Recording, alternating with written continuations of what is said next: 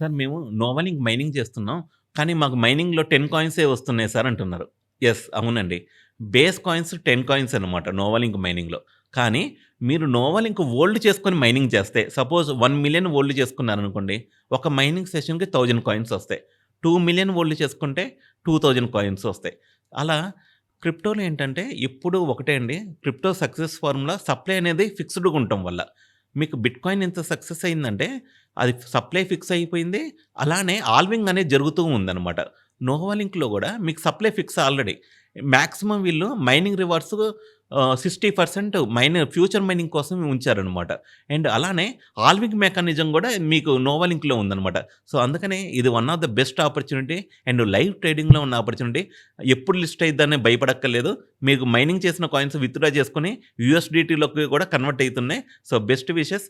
నోవాలింక్ గురించి పూర్తిగా డీటెయిల్స్ తెలియాలంటే కింద మన వాట్సాప్ ఛానెల్ ఉంటది. అక్కడ జాయిన్ అవ్వండి.